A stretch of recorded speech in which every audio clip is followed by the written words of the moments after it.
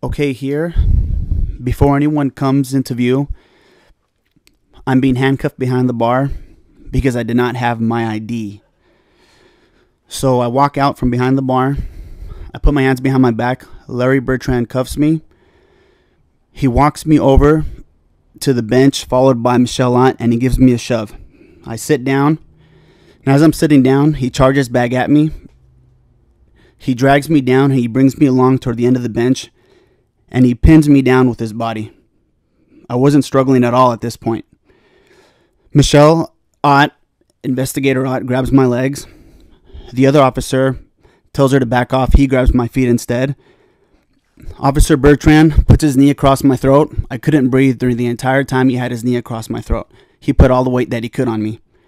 At one point, I moved my head because I couldn't breathe, and he pinned his knee into my jaw, almost dislocating it because I heard it popping. They kept me down for a while. They stood me up soon after as they prepared to recuff me. So here I am sitting on the bench, not struggling at all. They put my hands behind my back again. They recuff me.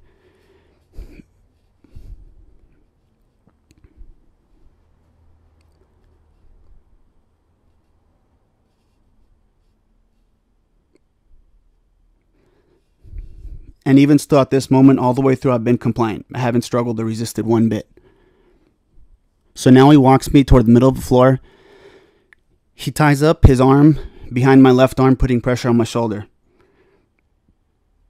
He walks me up toward the stairs. As we reach the bottom of the stairs, you can see my head turning to the left because he's putting immense pressure on it as we walk up. He was stating that it was because I wasn't walking, but I was walking. He just wanted to put a hurt on me. When we finally make it outside in front of the club, I informed him and the other officers that the left handcuff was way too tight. And I made it clear that I understood I was going to go to jail, and it was fine with me. I told him it was way too tight, and Officer Bertrand said okay. And he tightened the cuff 2 notches tighter. Then they sent me in the squad car to the left of the club on the 6th Street side. I sat in the car while I waited for them to do whatever else they were doing, dealing with what they were dealing with outside. There was a young officer walking around the car on the outside. I asked him several times if he could just loosen the left cuff a bit because it was tight. And I made it clear again that I understood that I was going to jail. I wasn't struggling. I wasn't resisting. I wasn't back talking either.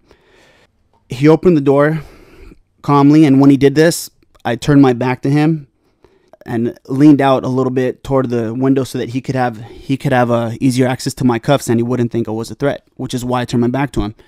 At this point, he sucker punched me in the back of the head, and then he calmly closed the door. And I looked at him and I said, "Thank you." And he told me to shut up.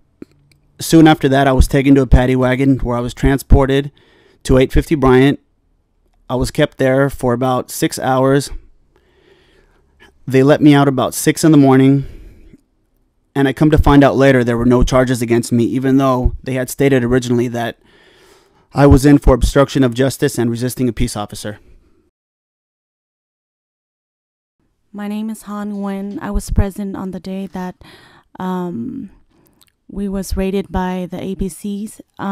Officer Ott and Officer Larry is now dumping out all of our alcohols that we have in the bottom part of our venue. For no reasons, they just take one bottles from another to another and just dump it out. They didn't let us know what was wrong or what's the cause of dumping out the bottles. They were, I guess, I mean, it was ongoing for more than an hour. There were many cases that we have there. As you can see here, Officer Ott is just handling bottles to Larry, and Officer Larry is just pouring them out without any reasons. I've been working in this nightlife industry for quite a while now, in the entertainment industry for more than 5 years, but I never seen such police brutality that is happening during this moment. people are just, I mean, the officers is just taking matters in their own hands without giving us any reasons why of what we did wrong, which I don't think, I know we didn't do anything in a way that they are pouring out all of our alcohols and taking our DJ equipment and telling us that we're serving poisonous solutions. So overall, it's pretty scary the way they do it. They rated us in a way that is not necessary. So we need to put a stop to this nonsense. This is Han again. In this footage, you could see that the officers, there is about, I believe, 2 to 3 officers in the DJ booth right now that's telling the DJ to cut the music and that they need to take our equipment, DJ equipment. They were forcefully pulling all of the wires and just was like they're in a hurry to take our equipment.